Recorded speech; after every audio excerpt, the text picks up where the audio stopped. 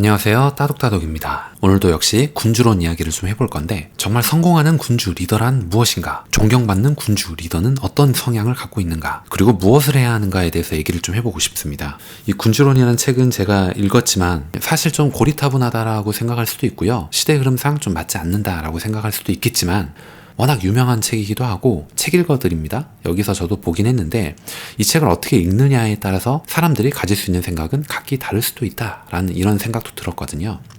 그래서 이 책을 재미없어 할 분도 있겠지만 이 책에서 분명 여러분들이 얻어갈 것도 있다라는 측면도 있을 거거든요. 오늘은 군주론에서 말하는 7가지 성공하는 리더의 특징을 얘기를 좀 해보고자 합니다. 첫 번째는 대규모의 군사작전을 훌륭히 수행하고요, 유례없는 비범한 행동을 보여주는, 모범이 될 만한 업적을 세우는 것보다 군주에게 높은 명성을 가져다 주는 것은 없다라고 얘기를 하는 부분이죠. 에스파냐 아라고네 왕 페르난도가 가장 좋은 예라고 얘기를 합니다. 두 번째는 강력한 세력과는 자발적으로 동맹을 맺지 말라라는 부분입니다. 지금 얘기해드린 부분은 뭐냐면 어떤 조언과 같은 겁니다. 여러분들이 살아가면서 인생관에도 아마 이걸 대입할 수가 있을 거예요. 사회생활을 하면서도 대입할 수 있을 거고요.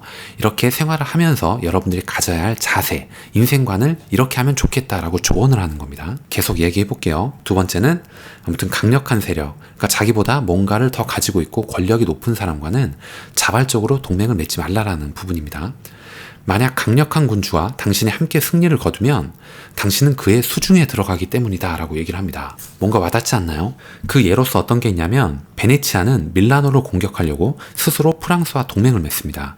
그들은 이 동맹을 안 맺을 수도 있었는데 결국 그로 인해서 몰락하게 되었다라고 얘기를 합니다. 세 번째 조언은 산업과 상업의 장려입니다. 군주는 능력 있는 자를 아끼고 후원하고요, 어떤 기술 분야에서든지 뛰어난 자를 자신이 우대한다는 걸 널리 과시를 해야 됩니다. 이거는 현재 우리한테 좀 대입을 해보면 이런 거 같아요. 이 한 부서에서, 이 사회생활 하면서 이 팀에서 업적을 내고 있는 사람, 훌륭한 성과를 내고 있는 사람을 내가 눈여겨보고 있다는 것을 계속해서 널리 알려야 된다는 겁니다. 더 나아가서 백성들과 신하들이 안심하고 생업에 종사할 수 있도록 해줘야 된다는 거죠.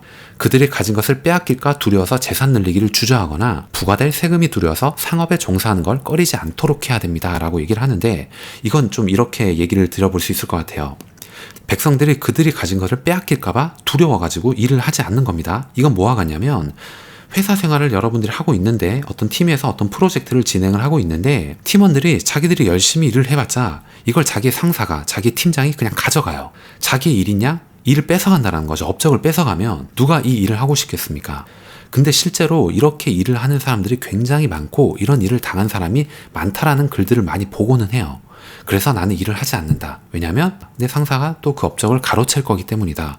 이런 데서 내가 어떤 동기부여를 받겠냐, 이런 글들을 많이 보거든요. 이런 관점에서 생각을 해보면 좀 와닿지 않을까, 이런 느낌이 들어서 얘기를 해봤어요. 네 번째 조언은 유능한 측근을 곁에 두어라 라는 부분입니다. 측근을 선택하는 일은 군주에게 매우 중요한 일이기 때문인데요, 한 국가 통치자인 군주가 어느 정도 지혜를 갖추었는지 가늠하려면요, 먼저 그 주변인들을 살펴보면 된다라고 얘기를 합니다. 인간의 두뇌는 그 능력에 따라 3가지 부류로 나눠볼 수 있는데, 첫 번째는 세상의 이치를 스스로 터득하는 자, 두 번째는 타인이 이해한 것을 듣고 깨우치는 자, 그리고 세 번째는 스스로 이해하지도 못하고 남의 이야기를 듣고서도 전혀 그 이치를 이해하지 못하는 자라고 얘기를 하는데, 첫 번째 얘기한 이치를 스스로 터득하는 자가 가장 우수하고요, 스스로 이해하지도 못하고 남의 이야기를 듣고서도 그 이치를 이해하지 못하는 세 번째 부류가 정말 쓸모없는 자라고 얘기를 합니다. 다섯 번째 조언은 훌륭한 리더는 자신의 역량에 의존해야 한다라는 부분이에요. 자신이 다스리던 국가를 잃게 된다면 자신의 무능함을 탓해야 됩니다.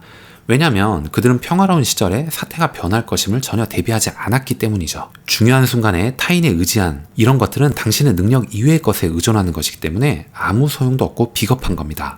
자신의 역량을 통해서 스스로의 힘에 기초한 효과적이고 확실한 통치 방법을 사용해야만 오랫동안 팀을 유지할 수 있고 리더로서 오랫동안 살아남을 수 있다라고 얘기를 하는 것이죠. 여섯 번째 조언은 꼭 필요하다면 악덕을 행할 수도 있고, 그리고 혹여나 나쁜 평판이 있더라도 개의치 말라라는 부분입니다. 군주, 리더, 팀장은 자신의 지위를 잃게 할 정도의 나쁜 평판만은 피하도록 신중하기만 하면 됩니다. 정치적으로 위험을 초래하지 않는 악덕은 별다른 불안을 느끼지 않아도 될 거라는 거죠. 그 악덕으로 인해서 나쁜 평판이 발생할 수도 있는데 혹여 그러더라도 너무 개의치 말라라는 거예요. 왜냐하면 모든 것을 신중하게 고려할 때 미덕으로 보이는 어떤 일을 실행하는 게 자신의 파멸을 초래하는 반면에 악덕으로 보이는 걸 함으로써 결과적으로 자신의 안전을 확보하고 국가의 번영을 가져오는 경우도 있기 때문이다 라고 얘기를 합니다. 물론 이건 항상 그런 건 아니에요. 그래서 정답은 없기 때문에 늘 이렇게 하라라는 건 아니지만 이 책에서는 분명히 악덕을 행하고도 오래 살아남은 군주도 있기 때문에 여러분들이 이것도 지혜롭게 받아들일 줄 알아야 된다라고 얘기를 하는 거다라고 그렇게 저는 이해를 했거든요. 7번째 조언은 사랑받는 것보다는 두려움의 대상이 되어야 한다라는 부분이었어요.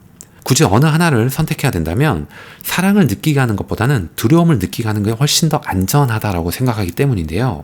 일반적으로 인간에게는 이런 특징이 있기 때문이다 라고 얘기를 합니다. 이걸 들어보시면 여러분들도 좀 와 닿으실 거예요. 즉 인간은 은혜를 모르고 변덕스럽고 위선적이고 기만에 능하며 비겁해서 위험을 피하려고만 하고 이익에 눈이 어둡기 때문이다 라고 얘기를 합니다. 인간의 본성에 대해서 지금 얘기를 하는 겁니다. 지금까지 이렇게 7가지 리더가 갖춰야 될 성향에 대해서 얘기를 해봤고 7가지 조언을 말씀을 드려봤습니다. 이 책 군주론은 16세기의 금서입니다. 그렇지만 21세기에는 필독서라고 칭찬을 받고 있죠. 마키아벨리의 군주론은 군주의 이상적인 모습을 정리해보고 있습니다. 현재 사회생활, 직장생활에서도 충분히 적용할 수 있는 부분이라는 거예요. 나라를 통치할 때는 때로 배신도 해야 되고 때로 잔인해야 할 수도 있습니다.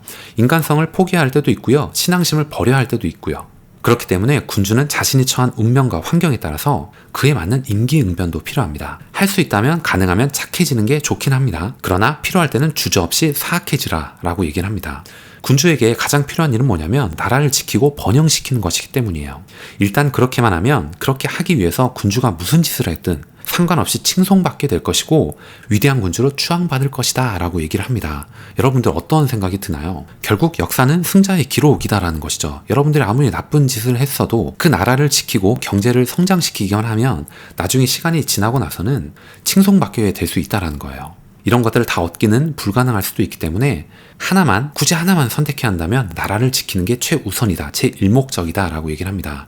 그렇기 위해서는 악해지고 비열해지고 신앙심을 버려야 된다면 기꺼이 그렇게라도 해라 라고 얘기를 하는 것이죠. 마키아벨리는 군주론에서 이렇게 직설적으로 얘기를 했기 때문에 어찌 보면 이 귀족들, 그러니까 지배층들은 백성들이 이런 글들을 읽게 되는 걸 원치 않았을 거예요. 왜냐하면 이런 것들은 시대를 통달해서 뭔가 깨우침을 주는 글들이기 때문이거든요. 그러니까 대중과 백성들은 계속 무지몽매하게 남아있는 게 좋은 거죠. 그들은. 그래서 본인들이 얘기한 대로 계속 따르고 본인들이 얘기한 거를 그대로 믿고 그냥 의심 없이 이렇게 세금이나 잘 내면서 따라와 주기를 바랄 겁니다. 이런 측면에서 군주론이 정말 의미 있다라는 겁니다. 그래서 여러분들께 제가 이 내용을 공유하고 있는 거고요.